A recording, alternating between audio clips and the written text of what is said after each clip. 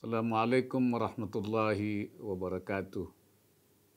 Salam sejahtera untuk kita semua. Bismillahirrahmanirrahim.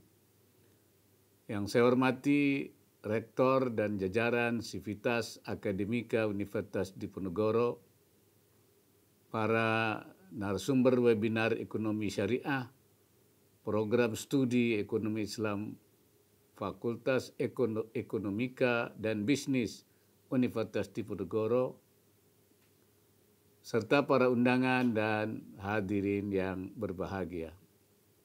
Pertama-tama marilah kita panjatkan puji syukur kehadirat Allah Subhanahu wa Ta'ala, Tuhan yang Maha Esa, atas limpahan rahmat dan karunia-Nya kepada kita semua, sehingga hari ini kita dapat hadir dalam acara webinar Ekonomi Syariah, Program Studi Ekonomi Islam Fakultas Ekonomika dan Bisnis Universitas Diponegoro.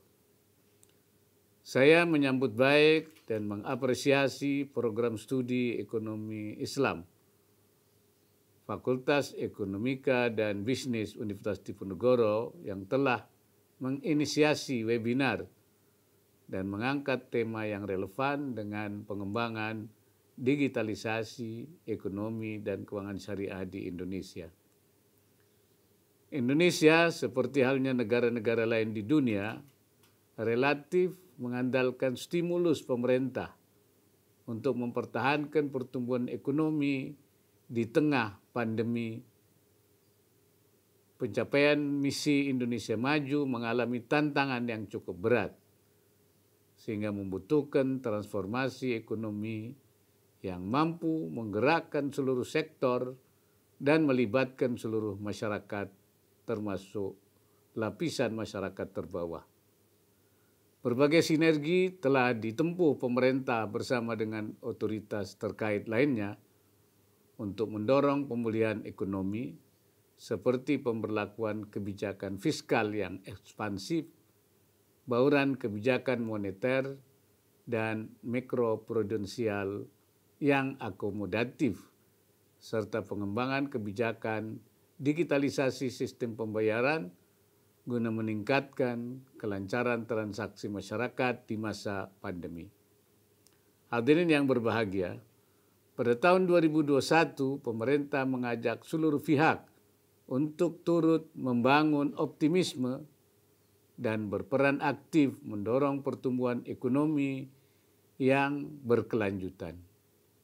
Game changers pemulihan ekonomi nasional diantaranya adalah program vaksinasi gratis, stimulus usaha dan program perlindungan sosial, dan implementasi Undang-Undang Cipta Kerja.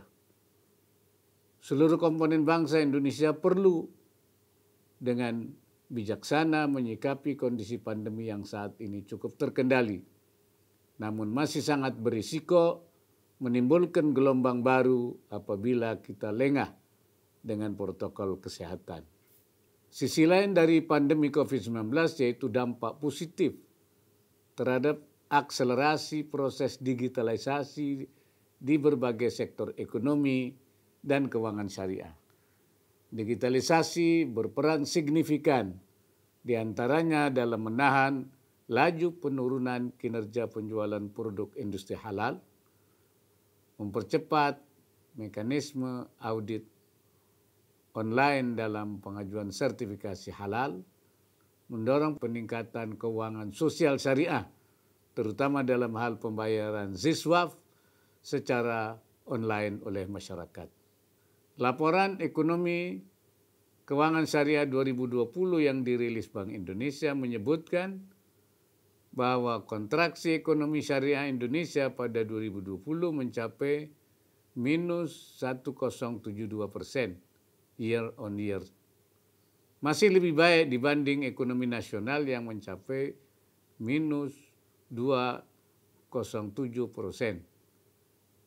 Kinerja ekonomi syariah di masa pandemi didorong oleh beberapa sektor prioritas dalam rantai nilai halal, terutama sektor pertanian dan makanan halal yang masih tumbuh positif.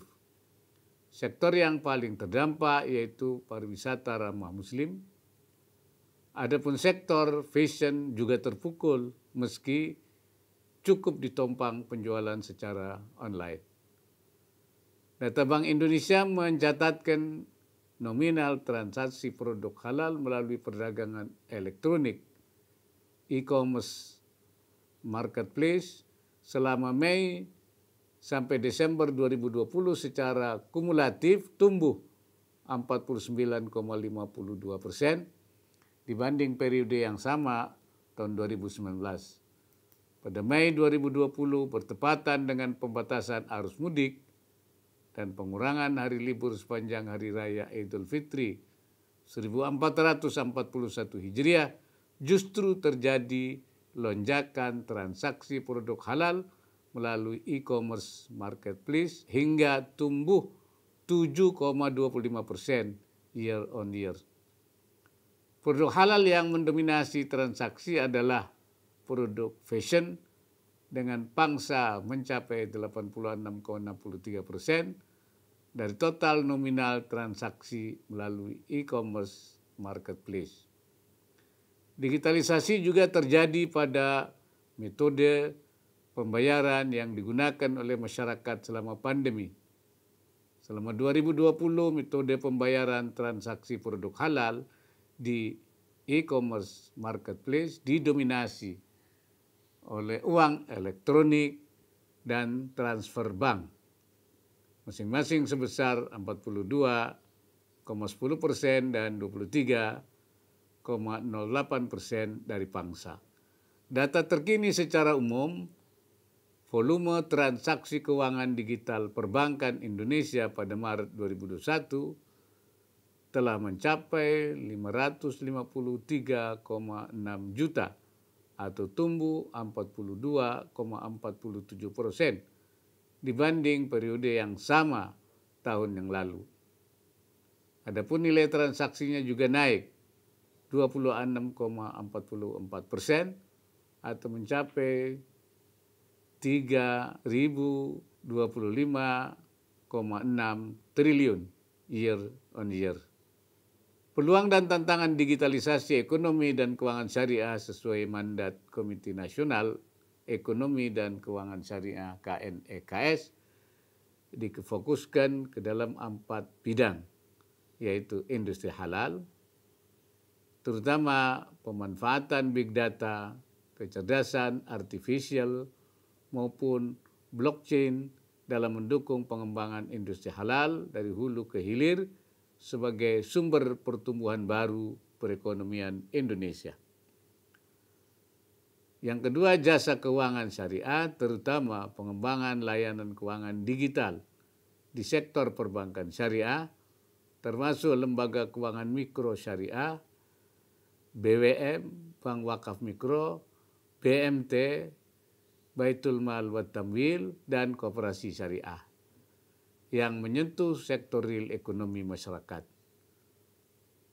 Yang ketiga, keuangan sosial syariah, terutama transformasi pengelolaan zakat dan wakaf uang dengan memanfaatkan teknologi digital guna semakin meningkatkan kepercayaan masyarakat serta memperluas kanal-kanal pembayaran zakat maupun wakaf uang.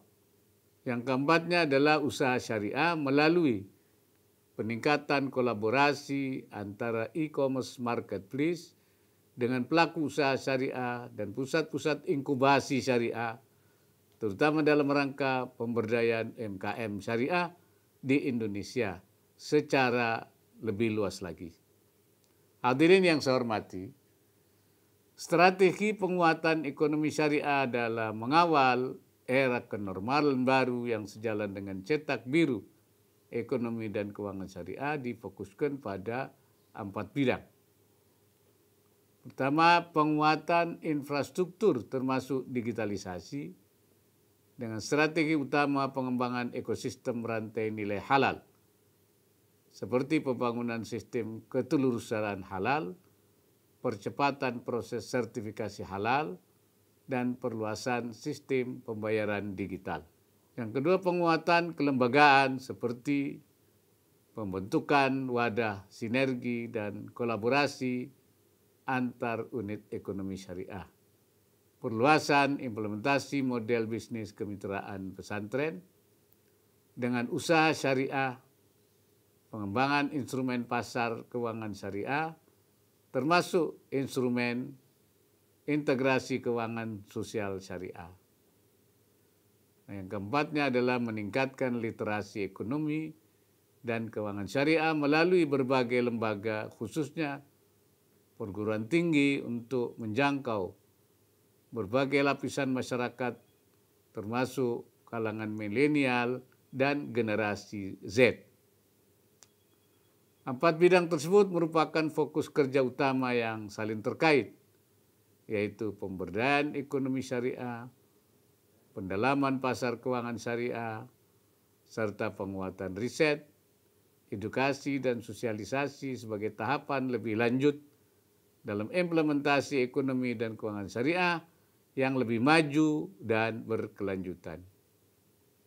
Beberapa hal yang dapat dilakukan perguruan tinggi dan akademisi secara konkret antara lain adalah: pertama, penguatan kelembagaan pendidikan tinggi sebagai Center of Excellence di bidang ilmu ekonomi dan keuangan syariah baik mikro maupun makro. Yang kedua adalah pengembangan dan implementasi riset dan edukasi ekonomi syariah di berbagai lini, sehingga tercipta kesesuaian, link and match antara sektor pendidikan dan sektor industri. Yang ketiga adalah penguatan pusat riset ekonomi syariah, baik di tingkat domestik maupun internasional. Mari tetap jaga semangat bekerja secara berjamaah melalui ta'awun atau gotong royong.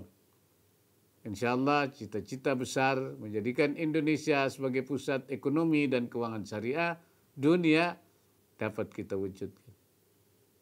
Semoga acara ini menjadi bagian dari ikhtiar kita bersama dalam meningkatkan literasi dan mendorong percepatan pengembangan ekonomi dan keuangan syariah di Indonesia. Sekian dan terima kasih. Semoga Allah Subhanahu wa Ta'ala meridai semua upaya yang kita lakukan.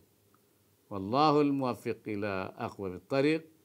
Assalamualaikum warahmatullahi wabarakatuh.